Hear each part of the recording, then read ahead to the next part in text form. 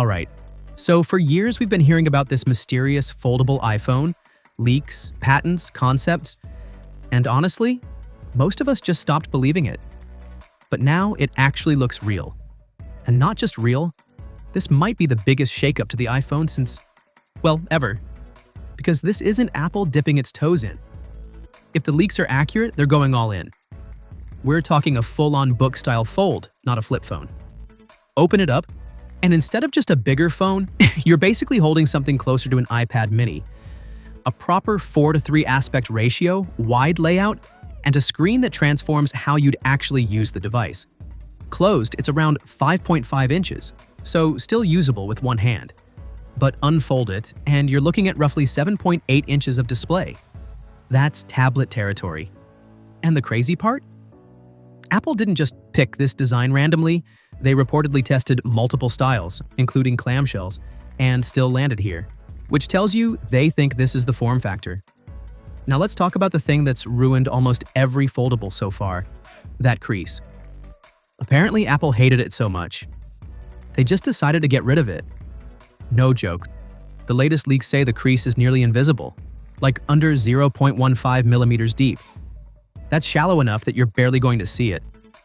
And more importantly, barely feel it. If that actually holds up in real life, that alone could be the reason people switch. And a big part of that comes down to the hinge. Instead of standard metal, Apple is reportedly using a liquid metal design, something way more resistant to bending and wear. Stronger than typical alloys, but still clean looking. Basically the kind of over-engineering you'd expect from Apple when they finally decide to enter a category. The display itself is also getting some serious upgrades. It's using ultra-thin glass, with touch sensors built directly into the panel, which helps shave down thickness. And speaking of thin, this thing could be just 4.5 millimeters when opened. That would make it the thinnest Apple device ever.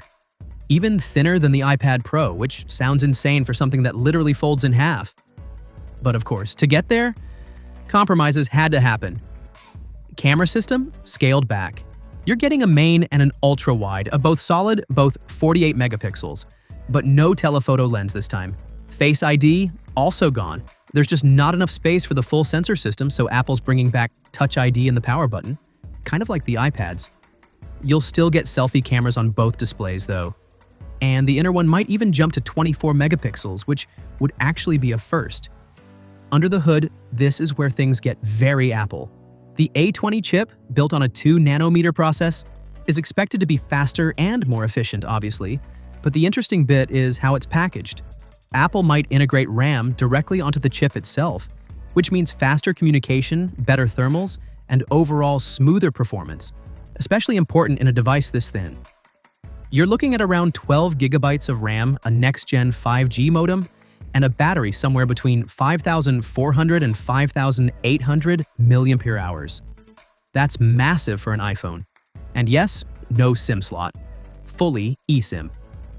On the software side, this is where things start to feel genuinely new. For the first time on an iPhone, you'll be able to properly run two apps side by side. Think iPad-style multitasking, but adapted for a foldable screen. It's not running iPad OS, but Apple is clearly pushing iOS in that direction. Adding sidebars, layout changes, and giving developers tools to optimize apps for this new format. So it's not just a folding screen, it's a different way of using your phone. Now, let's talk about the part that might hurt a little. Price. Depending on who you believe, this could start somewhere around $2,000 and go all the way up to nearly $2,900 for higher storage. Yeah, which basically means this isn't meant for everyone. At least not yet. This feels like Apple's version 1 for people who want the absolute latest tech, no matter the cost. But here's the interesting thing. If they really have solved the crease, nailed the build quality, and made the software actually useful, this might be the first foldable that feels complete. Not experimental, not fragile, just normal. And that's a big deal. So the real question isn't just, is it expensive? It's, does it finally make foldables worth it? Because if the answer is yes, this could quietly change what we expect from smartphones over the next few years. But I'm curious, if this actually launches at, say, $2,200, are you even considering it? Or is that an instant no? Let me know in the comments.